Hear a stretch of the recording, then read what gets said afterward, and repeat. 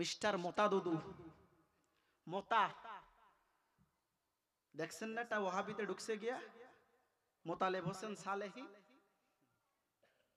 সোনাকান্দা দরবারে ছিল, এখন যে কওমিতে হাত মিলাইছে ওইটার নাম রাখছে আমি মিস্টার মোতা, বরিশাল্য ভাষায় কয় মোতা। কি উন্নতি কাজ করছে, মানে দেশের একটু পট পরিবর্তন হয়েছে তো, দৌড়ে গিয়া কওমির সাথে হাত টাত মিলায় আমি সুন্নিতে আর নাই, আজকে আমি হক আহলে সুন্নাতুল জামাতে আসলাম, আমি একজন বড় মুহাদ্দিস মুফতি, আমি মিস্টার মোতা। আপনারা মনে ইউটিউব ফেসবুক একটু কম দেখেন, ভালো মাশাআল্লাহ ছেলেগুলো ভদ্র আছে, না হলে এতক্ষণ বলতো জি হুজুর আমরা জানি। তা নবীর আশেক থেকে যারা খারেজ হয়ে যায়, মাহরুম হয়ে যায়, মনে করতে হবে এদের থেকে পোড়া কপাল আসমানের নিচে জমিনের উপরে আর নাই, কথা বলো ঠিক কিনা? দুর্ভাগ্য এদের জন্য, আফসোস। কোথায় যাবা, কার পিছনে দৌড়াচ্ছ? আমার আল্লাহ তো বলে দিয়েছে, কুল ইন কুনতুম তুহিব্বুনাল্লাহ ফাত্তাবিউনি ইউহিব্বুকুমুল্লাহ। হাবিব আপনি বলুন, যারা আমি আল্লাহকে ভালোবাসতে চাই তারা যেন আপনার ইত্তেবা করে, অনুসরণ করে, অনুকরণ করে, না হলে আমাকে ভালোবাসা হবে হবে না। তাহলে যারা নবীর ভালোবাসা মোহাব্বত বাদ দিয়ে রেখে www.com গ্রুপে যে যোগ দেয়, এরা কি আসলেই কি ভালো না খারাপ? খারাপ। ওই যে মোতালেব হোসেন সালেহি সোনাকান্দা দরবার থেকে গিয়ে কওমিতে যোগ দিয়েছে, কয় আমি বাহাস করব মিলাদ কিয়াম নিয়ে, এগুলো নাজায়েজ বেদাত। এতদিন তো তুই মিলাদ কিয়াম করলি, আর এখন বলস মিলাদ কিয়াম নাজায়েজ বেদাত। এই দরবার ভণ্ড, ওই দরবার ভণ্ড, সব হক ওর ভিতরে গিয়ে ঢুকছে। শয়তান যখন শয়তানি করে নিজেরই ভালো মনে হয়, ঠিক কিনা? তা আমাদের সুন্নি অনেক উলামা ইকরাম চ্যালেঞ্জ অ্যাকসেপ্ট করেছে, আসো তোমার সাথে বসবো মিলাদ কিয়াম নিয়ে। কিন্তু দুঃখজনক হলেও সত্য, মিস্টার মোতাদুদু হারিয়ে গিয়েছে, আর খবর নাই। বাতিল যুগে যুগে ছিল, আছে এখনো, কিয়ামত পর্যন্ত থাকবে। খবরদার, সাবধান করে দিয়ে যাই, মনে রাখবেন বাতিল ফেরকার সাথে আপোষ করে, বাতিল ফেরকার সাথে মিলিত হয়ে ইসলাম বিরোধী কোনো কাজ করা যাবে না, নবী বিদ্বেষী কোনো কাজ করা যাবে না, আল্লাহ বিরোধী কোনো কাজ করা যাবে না।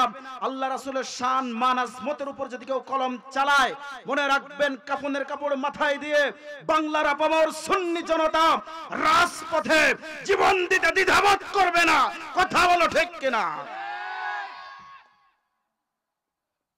কথা বুঝাইতে পারছি? নবীকে ভালোবাসলে মন দিয়ে বাসতে হবে, মুখ দিয়ে নয়।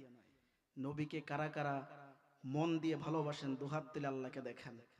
তাকবীর দাও একজন।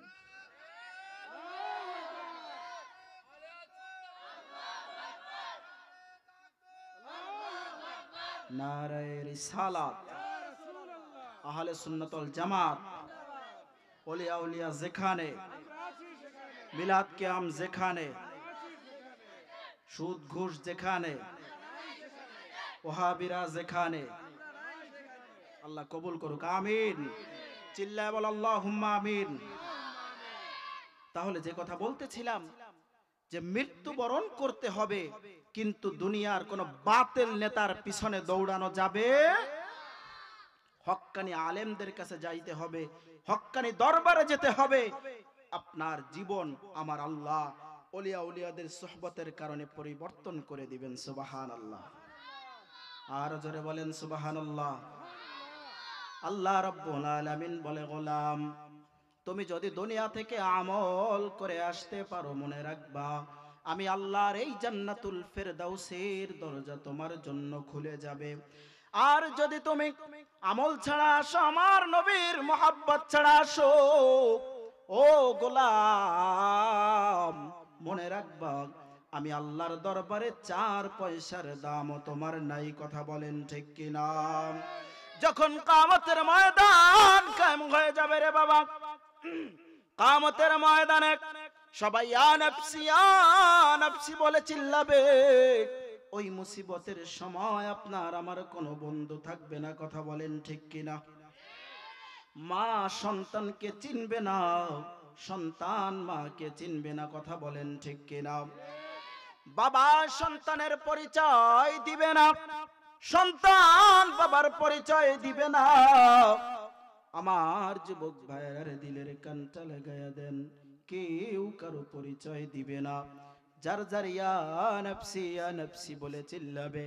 আম্মা জান আয়েশা রাদিয়াল্লাহু তাআলা আনহা বলে, ইয়া রাসূলুল্লাহ, ইয়া হাবিবাল্লাহ, নবী গো, আমি আয়েশার একটা জিনিস বড় চিন্তা হয়। আল্লাহর নবী বলে, আয়েশা কি চিন্তা করো তুমি আমাকে বলো।